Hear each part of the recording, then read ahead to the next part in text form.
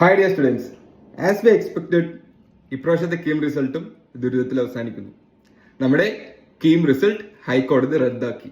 Okay, ഇത് എങ്ങനെ ഇനി അടുത്ത് വരുന്ന ദിവസങ്ങളിൽ സ്റ്റുഡൻസിനെ അഫക്റ്റ് ചെയ്യും എന്നുള്ളതാണ് എനിക്ക് പറയാനുള്ളത്.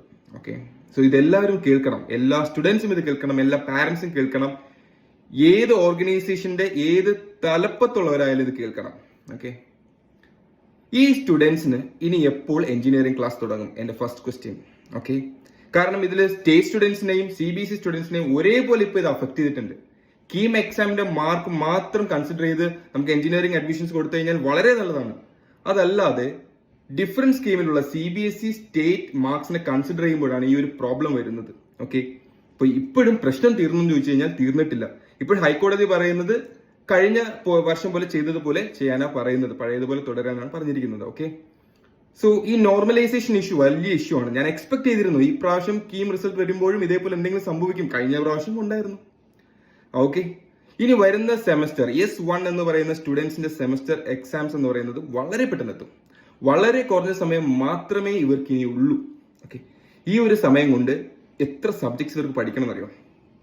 7 സബ്ജക്ട്സും 2 ലാബും ഈ കുട്ടികൾ ചെയ്യണം.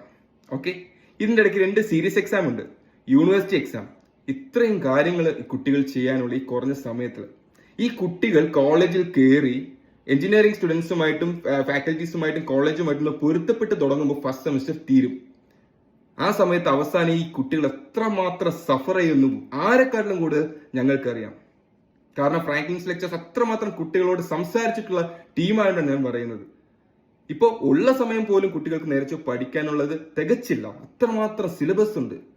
സിലബസ് ഒക്കെ ഓക്കെ, പക്ക പെർഫെക്റ്റ്, എക്സിക്യൂഷനിലാണ് പ്രോബ്ലം. ഓൾറെഡി പ്രോബ്ലംസ് ആണ്. ഇപ്പൊ നോക്കി 10th 10ാം തീയതി പഠിപ്പ് മുടക്കാം. ഓക്കെ, ഒരു പൊളിറ്റിക്കൽ പാർട്ടി പഠിപ്പ് മുടക്കാം. ഇവരൊക്കെ എപ്പോഴാ സ്റ്റുഡൻസ് പഠിക്കുക? ഒരു ദിവസം കോളേജിൽ കുട്ടിക്ക് നഷ്ടപ്പെട്ടാൽ അത് എത്ര വലിയ പ്രശ്നമാണെന്നറിയാമോ?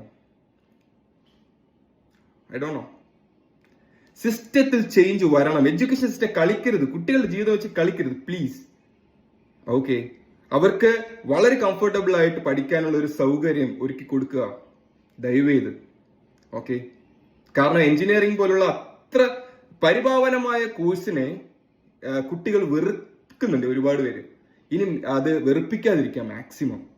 നല്ലൊരു സിസ്റ്റം വരണം, നല്ലൊരു സിസ്റ്റം ബിൽഡ് ആവണം. കുട്ടികൾക്ക് സ്റ്റുഡന്റ് ഫ്രണ്ട്ലി ആയിട്ട്, സ്റ്റുഡന്റ് സെൻട്രിക് ആയിട്ട് ഒരു സിസ്റ്റം ഡെവലപ്പ് ആവേണ്ടതുണ്ട്. ഓക്കെ, സോ നല്ലൊരു തീരുമാനം ഉണ്ടാവുമെന്നും അടുത്ത വർഷം ഇത് ഉണ്ടാവില്ല എന്ന് ഞാൻ വിശ്വസിക്കുന്നു. സോ